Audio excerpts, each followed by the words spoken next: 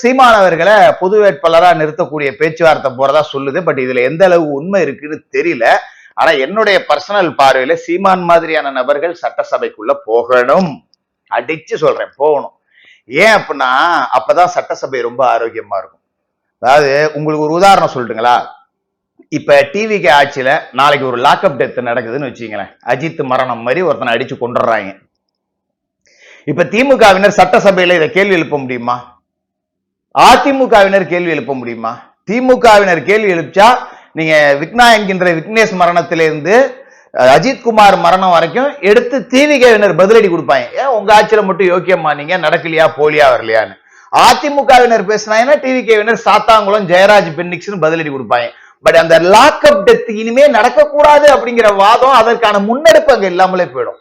நீ செஞ்சிருக்க, நானும் நீ செஞ்சிருக்கலையா, உங்க ஆட்சியில நடக்கலையா, நீ செய்யலையா, உங்க ஆட்சியில நடக்கலையா, இப்படியே அந்த வாதம் முடிஞ்சிடும். இது சர்ச்சையாவும் அவை குறிப்பில இருந்து நீக்கப்படும், வெளிநடப்பு நடக்கும், அதோட அது முடிஞ்சு போகும். ஆனா சீமான் மாதிரி ஒரு நபர் உள்ள இருந்தா இந்த லாக்அப் டெத்தை எடுத்து பேசலாம். ஏன்னா உன் ஆட்சியில லாக்அப் டெத் நடந்ததுன்னு சீமான் கிட்ட பேச முடியாது, ஏன்னா அவர் ஆட்சியில இல்ல. இது மாதிரிதான் புது பிரச்சனைகள் எதை வேணாலும் எடுத்து நம்ம மக்கள் பிரச்சனைகளை முன்வைக்கலாம். ஒரு பாலியல் வன்கொடுமை நடக்குதுன்னா சீமான் நேரடியா உட்காந்து பேச முடியும். இப்ப நீ இவங்க பேச முடியாது. இவங்க பேசணும்னா அவங்க பொள்ளாச்சி வழக்கும்பாங்க, இவங்க அண்ணா பல்கலைக்கழக வழக்கும்பாங்க.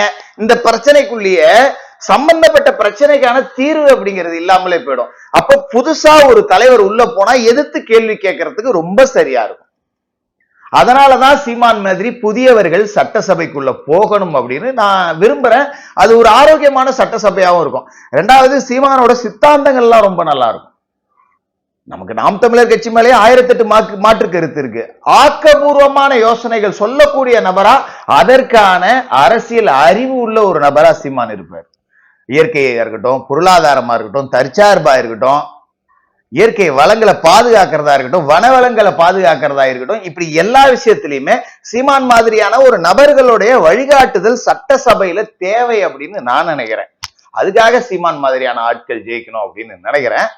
அதே மாதிரி பல இடங்களுக்கும் வேட்பாளர்கள் அப்படிங்கிறவங்க கடுமையா நிறுத்தக்கூடிய வேலைகள் தான் நடக்குது. பொது வேட்பாளர் அப்படிங்கிறது எடுபடுமான்னு தெரியல.